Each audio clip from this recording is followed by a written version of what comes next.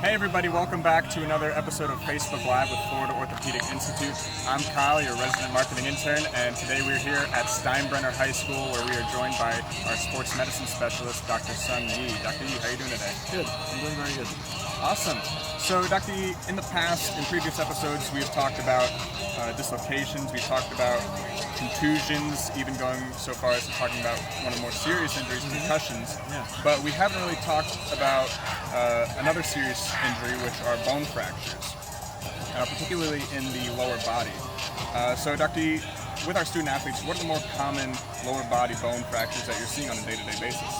Yeah, so in terms of our student athletes, obviously different sports cause different injuries, different breaks, but probably the most common break that I see in my office is probably ankle injuries, whether it's from soccer or for football or any other sports. That's probably the most common thing that I see.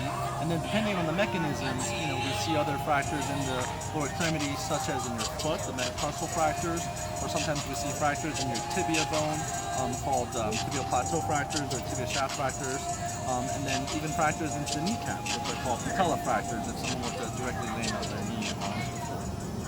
So with all these types of fractures, how are they caused? In other words, you could roll your ankle, like you said, but you could sprain it, you could strain it, or you could just break it. So what are the differences between all these three? Yeah, so, obviously it also, again, depends on the mechanism of what's happening. So if someone were to simply roll their ankle from walking, then, it's mostly likely going to be a strain or a sprain in that ankle, in which means that there's going to be some stretching of those ligaments, or maybe even a little partial tear in those ligaments. But most likely it's not going to be a break just from walking. However, let's say you rolled your ankle and at the same time another player landed on your ankle, or you rolled your ankle while you were bumping up and then landing.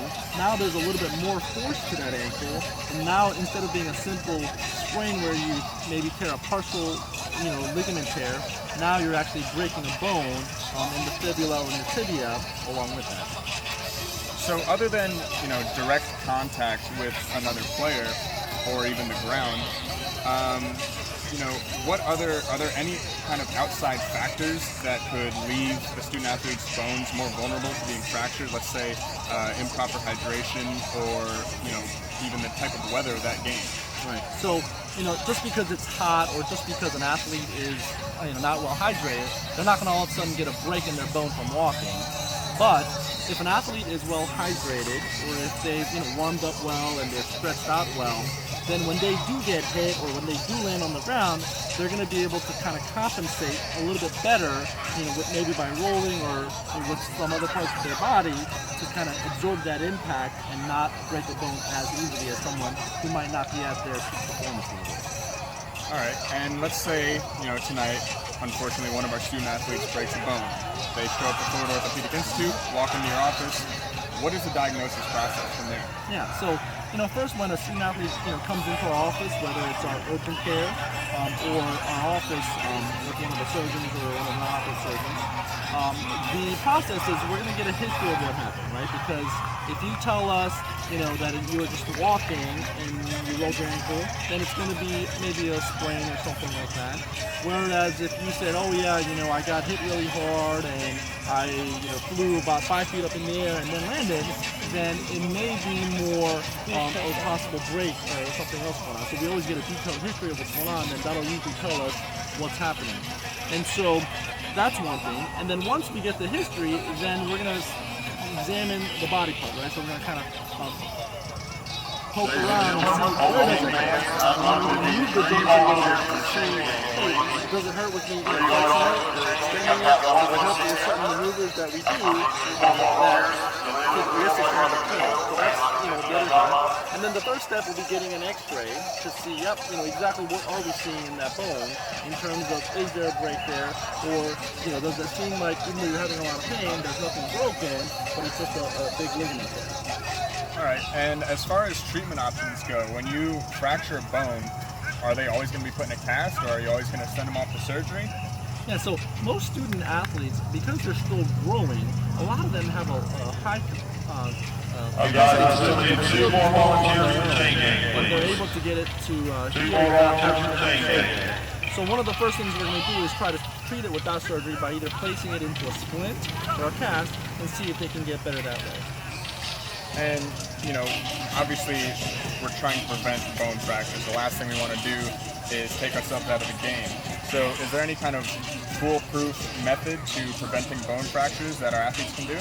Yeah, so there is no foolproof method. You know, some people have tried wearing like a lot of different pads and braces and things to try to prevent that. But you know, there's no research out there showing, hey, if you wear a certain pad or a brace, that it's going to prevent certain injuries. And especially fractures. Sometimes it's just bad luck. You just get hit in an awkward way, and that may cause the break to happen. And so there's no foolproof method. But I do think if an athlete is well conditioned, well hydrated, warmed up, stretched out, then they're probably going to be able to protect themselves a little bit better in an injury where that might cause a severe injury such as a break.